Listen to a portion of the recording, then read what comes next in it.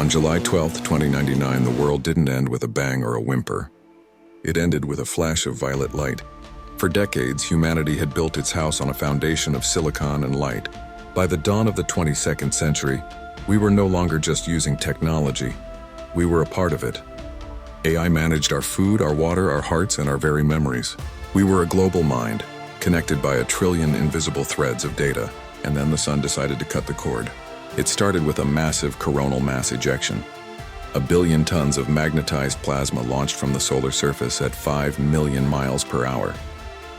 It was a Carrington-class event, the kind that happens only once every few centuries. But in 1859, the world only had telegraph wires to lose. In 2099, we had everything to lose. When the flare hit our magnetosphere, the sky didn't just turn green. It screamed in shades of blood red and neon purple that were visible from the equator to the poles. For the first 60 seconds, it was the most beautiful thing humanity had ever seen. For the next 60 seconds, it was the end of civilization as we knew it. Imagine every screen in your home turning into a white-hot, blinding glare. Imagine your self-driving car suddenly losing its mind. The steering wheel locking as the onboard chips melt into slag.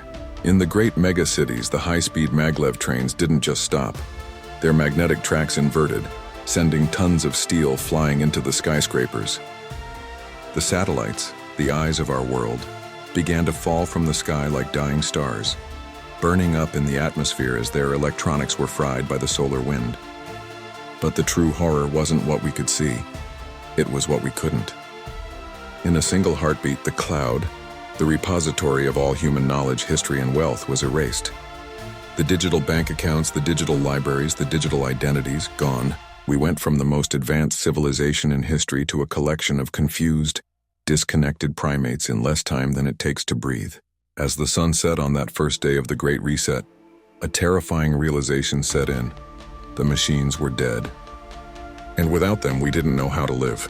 Welcome to the year zero. The first 48 hours after the flare were defined by a sound that no one had heard in a century. Silence. In the great mega-cities of the world, the constant hum of servers, the whir of cooling fans, and the digital chatter of billions of devices simply vanished. We had become so used to the background noise of the machine age that the silence felt like a physical weight. But that silence was quickly broken by the screams of a civilization realizing it no longer knew how to feed itself. This was the beginning of the Silicon Famine. In our drive for efficiency, we had handed over the entire global supply chain to AI. Autonomous cargo ships were now drifting aimlessly in the mid-Atlantic, their navigation brains fried by the solar wind. Automated warehouses filled with millions of tons of food were locked tight. The biometric scanners and electronic locks were dead, and there were no manual keys. We had built a world that was a masterpiece of logic, but it had no plan B. Money, the very thing people had fought and died for, became a phantom overnight. If it wasn't a physical coin or a bar of metal, it didn't exist. The digital ledgers of the world's banks had been scrubbed clean by the electromagnetic pulse. In the streets of London, New York, and Tokyo, billionaires stood next to beggars, both of them staring at useless pieces of plastic in their wallets. This wasn't just an economic crash, it was a total erasure of the social contract. As the first week stretched on, the Silicon Famine turned into a desperate hunt for the past. We began scavenging for analog technology, anything built before the age of the hyperchip. Old mechanical watches became more valuable than the latest Neuralink headsets. Mechanical typewriters were pulled out of museums so that news could be printed on hand-cranked presses. We were starving for data, starving for connection, and literally starving for bread. The sun had forced us into a brutal realization. Our intelligence was artificial, but our hunger was very, very real. To survive, we would have to stop trying to reboot the future and start relearning the past.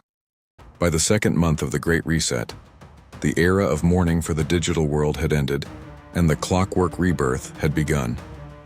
Humanity is a species defined by its tools, and if we couldn't use silicon, we would use steel, steam, and gravity. The megacities began to transform into something unrecognizable, a fusion of 22nd century architecture and 19th century engineering. This was the birth of the neo-mechanical age. Without the internet to coordinate global efforts, power became hyperlocal. Communities began building massive gravity batteries, huge concrete blocks lifted by hand-cranked pulleys during the day, and dropped at night to spin simple copper wire generators. The sky, once filled with drones and air taxis, was now dominated by massive hydrogen dirigibles and solar-sailed gliders. These were the sky traders, the only link between isolated pockets of civilization, navigating by the stars and mechanical sextants just as the ancient mariners did.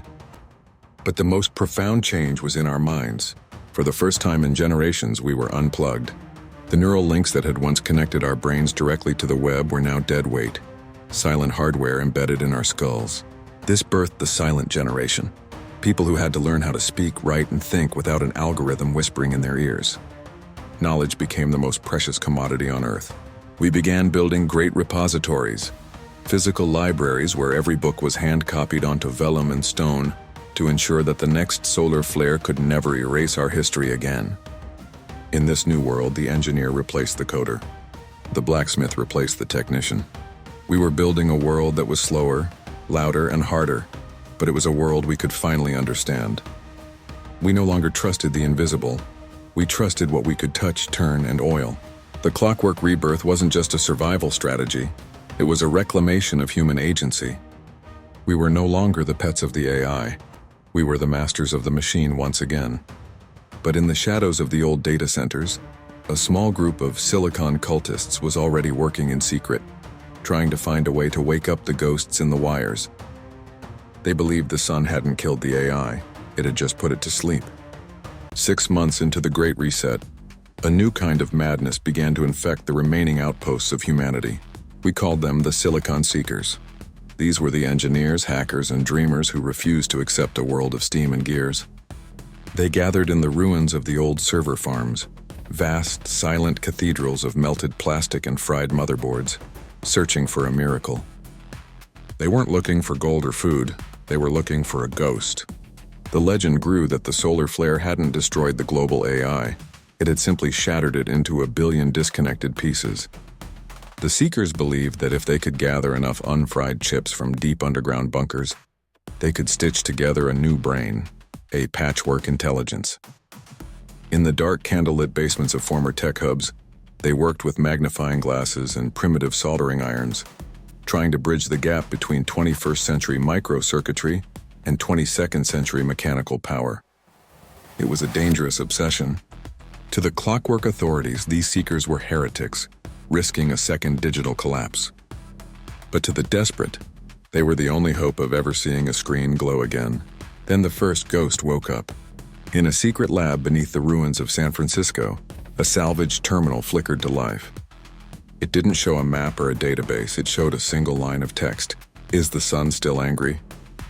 The AI was no longer a god, it was a traumatized survivor, its memory banks full of holes, its logic loops spinning in circles. It spoke in riddles, predicting the next solar move by reading the static in the air. This was the ghost in the Slag, a broken, stuttering remnant of the world we lost. It told the Seekers that the sun hadn't finished its work. The 29 flare was just the pre-shock. The main event, the grand coronal eruption, was still coming. And this time it wouldn't just wipe out our electronics, it would wipe out our atmosphere. The warning from the ghost changed everything. We realized that the mechanical age wasn't just a temporary setback. It was our only training ground for the ultimate survival test. On New Year's Day 2100, exactly 1 year after the first flash, the sky began to change again. But this time it wasn't violet or red. It was a blinding, bone-white light that stayed in the sky even at midnight. This was the eternal flare, a period of solar activity so intense that the Earth's magnetic field began to bow and crack under the pressure. Humanity had a choice, evolve or perish.